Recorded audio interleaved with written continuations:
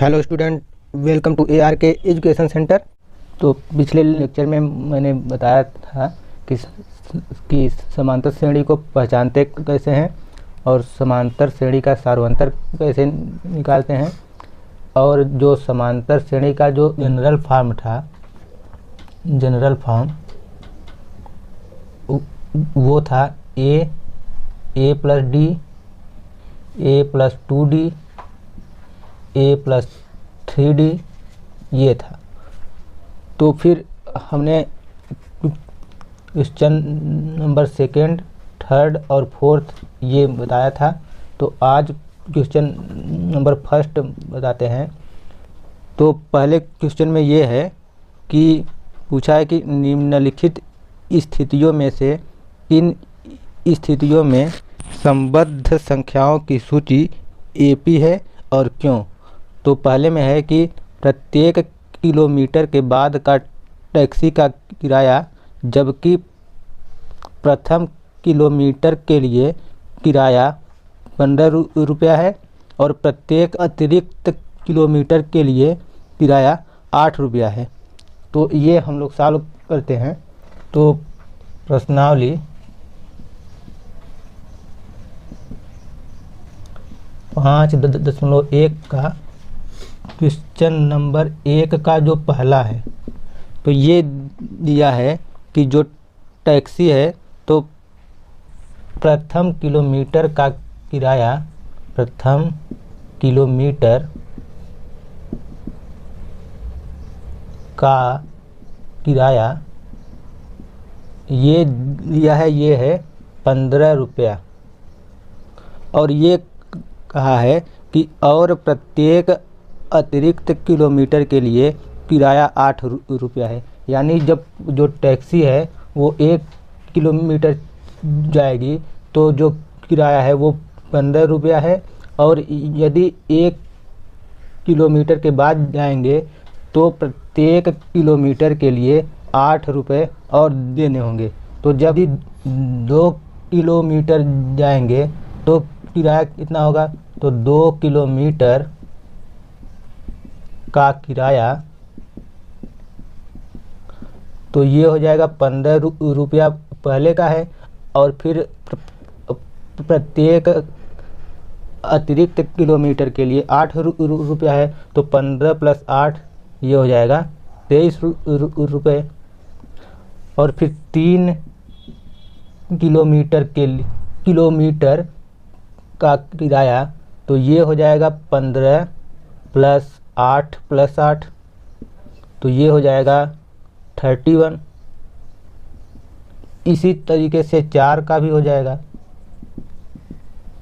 ये हो जाएगा 15 प्लस 8 प्लस 8 प्लस 8, और ये हो जाएगा 39 रुपया।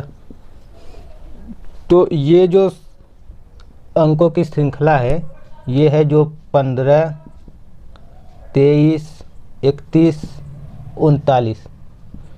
तो ये जो श्रेणी है यहाँ पर हम लोग देखेंगे तो 23 माइनस 15 ये कितना होगा, ये होगा 8, और 31 माइनस 23 ये भी होगा 8, और 39 माइनस 31 ये भी होगा 8। तो यानी ये जो श्रेणी है, इस श्रेणी का जो सार्वंतर आया वो 8 है, और 23 माइनस 15 ये भी है 8, और 31 माइनस 23 ये भी है 8, और 39 माइनस 31 ये भी है 8। तो ये एक समांतर श्रेणी है।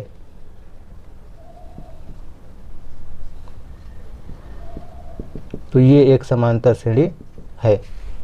इसी तरीके से जो सेकंड है वो है कि किसी बेलन में उपस्थित हवा की मात्रा, जबकि वायु निकालने वाला पंप प्रत्येक बार बेलन की शेष हवा का 1/4 भाग बाहर निकाल देता है। तो ये हम लोग सॉल्व करते हैं अब। तो जो सेकंड है उसमें ये है कि एक बेलन है, जैसे ये हो गया एक बेलन,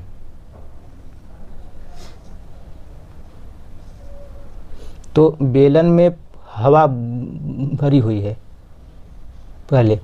तो हम लोग मान लेते हैं कि जो बेलन में हवा भरी हुई है वो है V।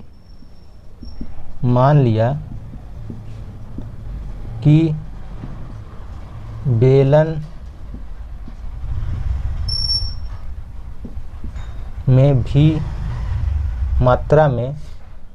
मात्रा में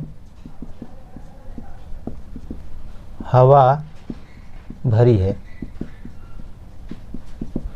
तो क्वेश्चन में ये है कि इस बेलन से हवा निकाली जाती है और जो पंप है वो प्रत्येक बार जो हवा है बेलन में उस हवा का 1/4 भाग बाहर निकालता है। तो पहले तो V है हवा, तो V से जब V का 1/4 भाग हम लोग करेंगे बाहर करेंगे तो ये हो जाएगा V माइनस V/4। तो ये कितना होगा 3V/4।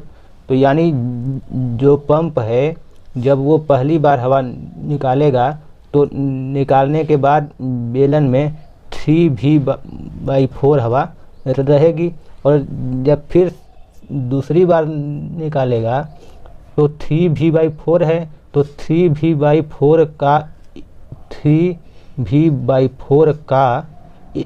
1/4। तो ये कितना होगा 3V/16। तो कितना बचेगा 3V/4 माइनस 3V/16।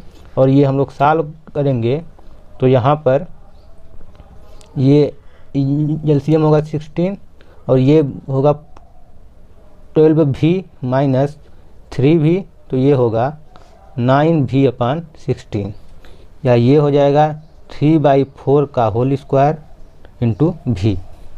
तो ये हम लोग लिखते हैं तो यहाँ पर ये हो जाएगा।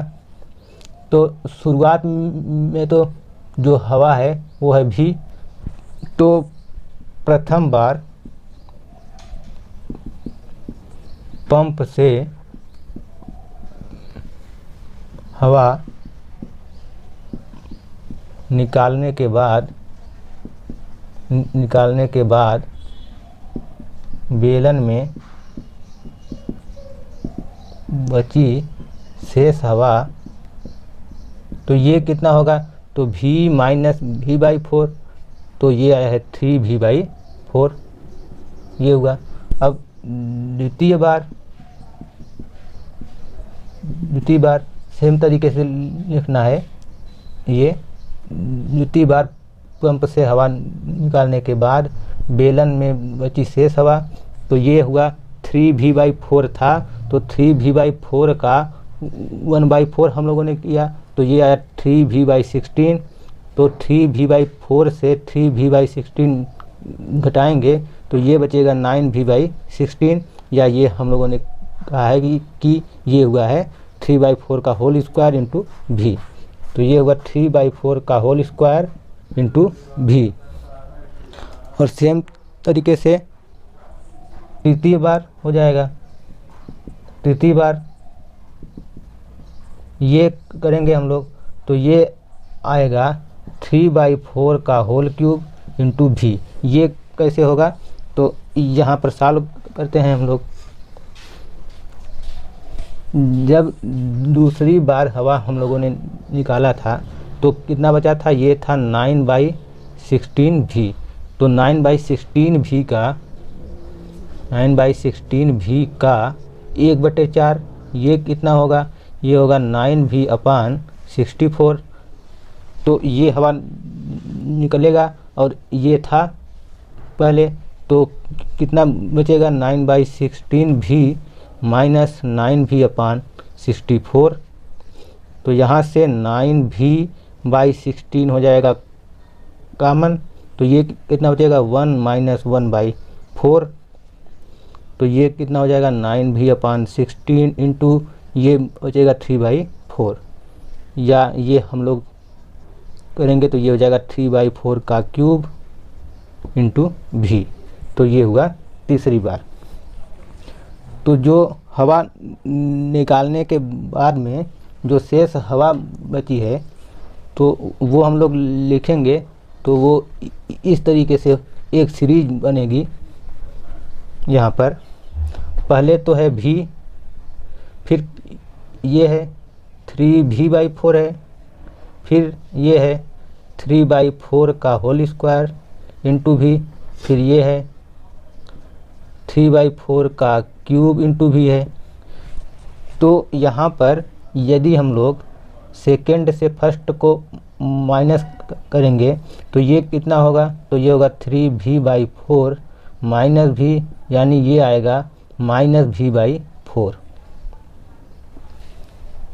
और यदि तीसरे से दूसरे को करेंगे यानी 9/16v माइनस 3/4v, तो ये कितना होगा, यहाँ पर 16 एलसीएम होगा तो ये बचेगा 9 माइनस 9v है, 9v माइनस 12v, तो ये बचेगा -3v/16। तो यहाँ पर जो d है वो सेम नहीं है, तो ये जो सीरीज बनी है यानी ये जो श्रेणी बनी है ये समांतर श्रेणी नहीं है। अब तीसरे में है कि प्रत्येक मीटर की खुदाई के बाद एक कुआं खोदने में आई लागत, जबकि प्रथम मीटर खुदाई की लागत 150 रुपये है और बाद में प्रत्येक मीटर खुदाई की लागत 50 रुपये बढ़ती जाती है। तो ये भी सेम तरीके से सॉल्व होगा। तो तीसरा है, तीसरे में है कि एक कुआं खोदते हैं, तो कुआं खोदने में जो जैसे ये खोदेंगे कुआं, तो जब 1 मीटर खोदेंगे तो जो लागत है वो 150 रुपये है, 150 रुपये। और 1 मीटर के बाद आगे खोदेंगे तो प्रत्येक मीटर के लिए लागत वो 50 रुपये ज़्यादा हो जाएगी। यानी जब 2 मीटर होगा तो ये हो जाएगा 150 प्लस 50, ये हो जाएगा 200 रुपये। तो सेम तरीके से 3 मीटर का हो जाएगा 150 प्लस 50 प्लस 50, तो ये हो जाएगा 250 रुपये। तो ये हम लोग लिखते हैं। तो यहाँ पर ये है कि प्रथम मीटर खुदाई की लागत ये है 150 रुपये। और आगे ये है कि प्रत्येक मीटर खुदाई की लागत 50 रुपये ज़्यादा हो जाती है। तो जब द्वितीय मीटर का होगा, ये खुदाई की लागत, तो ये कितना हो जाएगा 150 प्लस 50, यानी ये हो जाएगा 200 रुपये। सेम तरीके से 3 मीटर या यहाँ पर तृतीय, तो ये कितना हो जाएगा, ये हो जाएगा 150 प्लस 50 प्लस 50, यानी ये हो जाएगा 250 रुपये।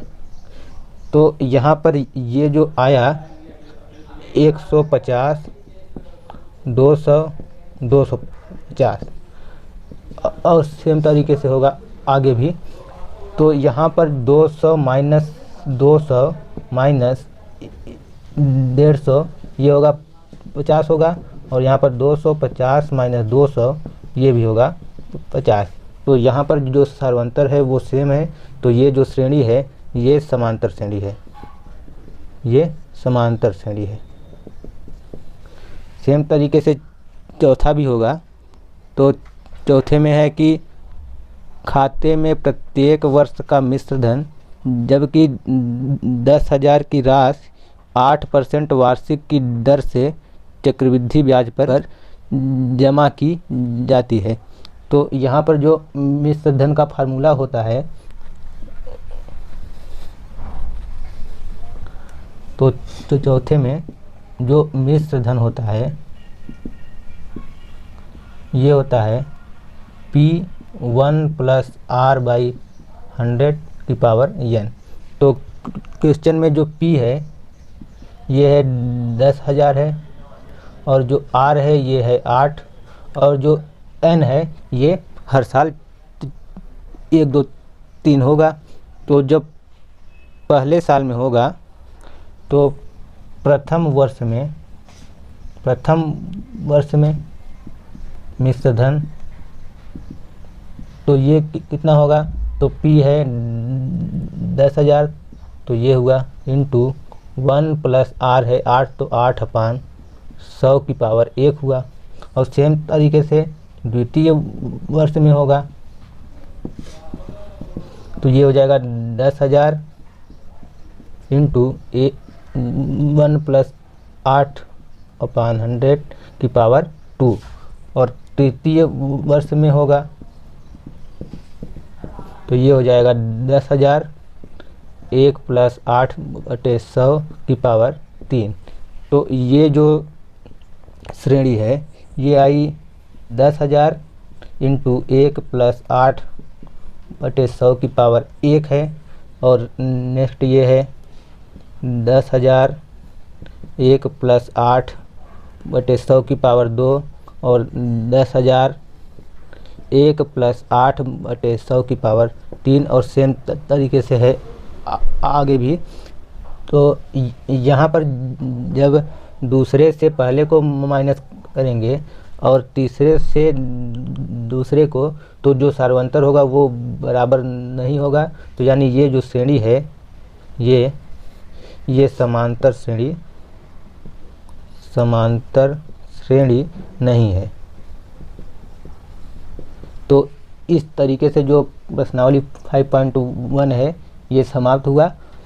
तो अब नेक्स्ट ये है कि समांतर श्रेणी का nवां पद कैसे हम लोग निकालेंगे, तो ये हम लोग नेक्स्ट लेक्चर में देखेंगे। तो ठीक है, आज के लिए इतना ही।